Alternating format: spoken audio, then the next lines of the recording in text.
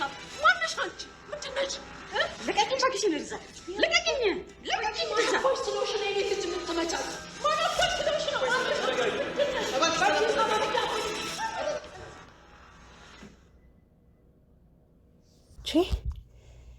ዛሬም እንግዲህ ያው እንደተለመደው በአዲስ ቪዲዮ መጥቼላችኋለሁ።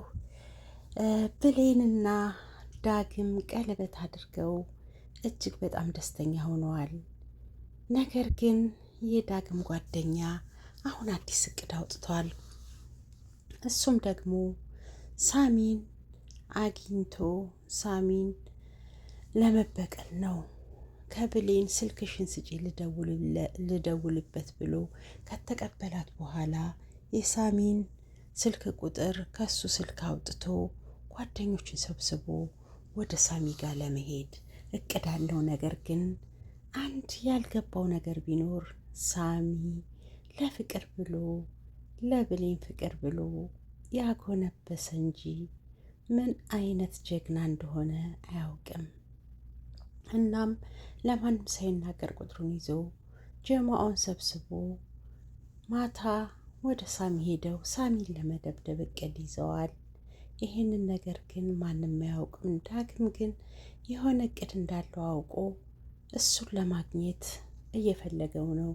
ነገር ግን አውቆ የተደበቀ እንዲሉ እንደሚፈልገው እያየ ተደብቆታል። በሌላ በኩል ደግሞ እንግዲህ ቃል ባየችውና ልታወራ የነበረው ነገር ስላልተሳካላት የዳግምና የብሌን ቀለበት ማድረግ አእምሮዋን ረብሿት ራሷን ስታወድቃለች። ነገር ግን በዛ ሰዓት ተጸጽታ እናቷን ይቅርታ ጠይቃለች።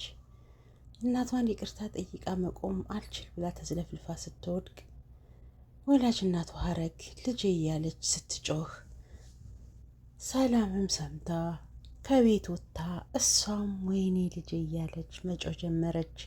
እንደውም ሀረግን አንቺ ምን አርገሻት ነው ልጄን ገደልሻት እንዲህ እያለች ሀረግን አነቀቻት። ነገር ግን ሀረግን በጣም ታገሰቻት።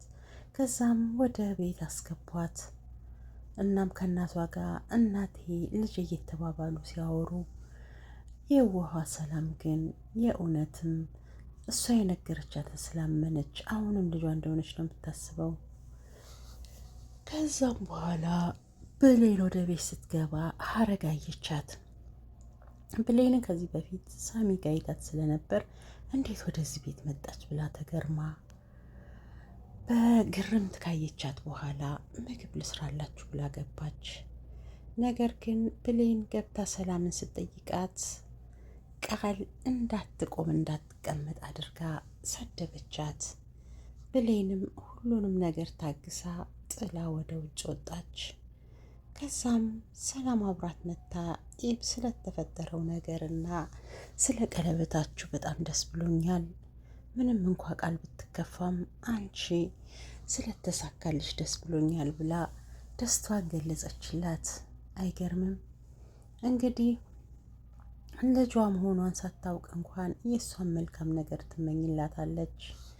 እናም ትንሽ ካወሩ በኋላ በኃይሉ ስላስፈራራት ነግራት፣ ነገር ግን ብሌን ደግሞ የሆነ አንድ ነገር እንዳለና አልማዝ ምናልባትም በህይወት ልትኖር እንደምትችል ለሰላም ነግራ አረጋግታታለች። ሰላምም ደግሞ ለእሷ በማውራቷ ተረጋግታለች። እና አሁን በኃይሉ ሰላምን አስፈራርቶ ብር ሊቀበልበት የነበረው ጉዳይ እየከሸፈ እንደሆነ ተሰምቶታል። ምክንያቱም አልማዝ አዲስ አበባ መሆኗን ሰምቷል። ዛሬ ቢሮ እንደተቀመጠ የሆነ ሰው በሩን ያንኳኳል። ስብሰባ ላይ ነን እያለ ደጋግሞ ቢያወራም ነገር ግን በሩን ተከፍቶ የሆነ ሰው ገባ። እሷም አልማዝ ነበረች። በኃይሉ ያየውን ማመን አቃተው፣ ፈዘዘ፣ ደነገጠና እንዴት ወደዚህ እንደመጣችና ለምን እንደመጣ ሲጠይቃት ልጇ ሞቶባት እንደመጣች ትነግረዋለች። ነገር ግን በኃይሉ ስምምነታችን እንደዚህ አልነበረም፣ ብር ሰጥቼሻለሁ ለምን መጣሽ እያለ ሲያታግላት እሷን በንዴት ከዚህ በኋላ ነፃነቴን ነው የምፈልገው፣ ከልጄ በላይ ማን አለ፣ ብርን እመልስልሃለሁ ብላ በቁጣ ስትናገረው እሱም ተነስቶ በሩን ዘጋና እንደውም አንቺ እኮ ሞትሻል፣ ስለዚህ ከሞትሽ ደግሞ የገደለችሽ ሰላም ናት፣ እኔ ብገልሽ ማንም አያውቁም ብሎ ሽጉጡን ጭንቅላቷ ላይ ደቅኖ ቃታውን ለመሳብ እየሞከረ ነው። እሷም እየተሳቀቀች ምንም አማራጭ ስለሌላት ደርቃ ቀረች። ብሌን ለሰላም መፍትሄ ፍለጋ እያሰበች ነው።